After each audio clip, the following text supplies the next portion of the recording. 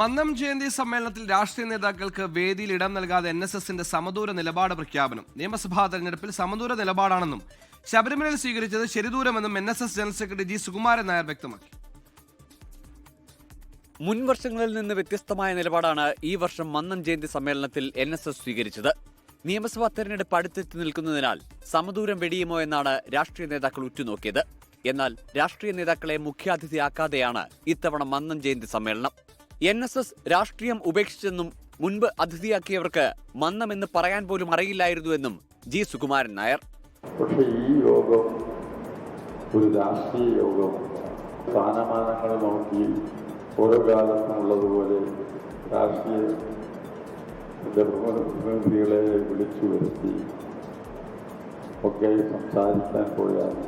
പക്ഷെ അവർ വന്നേച്ച് നമ്മളോട് പറയുന്നത് മന്നം എന്നുള്ളതിന് പകരം മന്നം എന്നാണ്.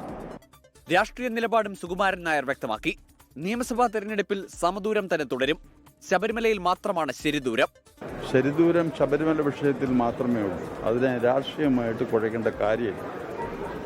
ആ കാര്യത്തിൽ നമ്മളൊരു ശരിദൂരം ഉണ്ട്. ബാക്കി എല്ലാ കാര്യങ്ങളും സമദൂരം തന്നെയാണ്. ദേശീയ ന്യൂനപക്ഷ വിദ്യാഭ്യാസ കമ്മീഷൻ അംഗം ഡോക്ടർ സിറിയക് തോമസ് ആണ് ഇത്തവണ മന്നം ജയന്തി സമ്മേളനം ഉദ്ഘാടനം ചെയ്തത്. മന്ത്രി KB ഗണേഷ് കുമാർ, മുൻ പ്രതിപക്ഷ നേതാവ് രമേശ് ചെന്നിത്തല, BJP സംസ്ഥാന അധ്യക്ഷൻ രാജീവ് ചന്ദ്രശേഖർ തുടങ്ങിയ രാഷ്ട്രീയ നേതാക്കൾ പങ്കെടുത്തു. പാലക്കാട് MLA രാഹുൽ മാങ്കൂട്ടത്തിലും മന്നം ജയന്തി സമ്മേളനത്തിനെത്തി. സ്വർണ്ണക്കൊള്ള വിവാദം ആളിക്കത്തി നിൽക്കുമ്പോഴും സർക്കാരിനെ വിമർശിക്കാൻ സുകുമാരൻ നായരും NSSും തയ്യാറായില്ല എന്നതും ശ്രദ്ധേയമായി. കോട്ടയത്ത് നിന്ന് അരുൺ നിണ്ടൂറിനൊപ്പം ടോബി ജോൺസൺ, 24. ലോകത്തെവിടെയായാലും ഏത് സമയത്തും 24 വാർത്തകളും ഓഗ്മെന്റഡ് റിയാലിറ്റി പാക്കേജുകളും എക്സ്പ്ലെയിനറുകളും വിശദമായി കാണാൻ ഞങ്ങളുടെ YouTube ചാനൽ നിങ്ങൾക്ക് സബ്സ്ക്രൈബ് ചെയ്യാം.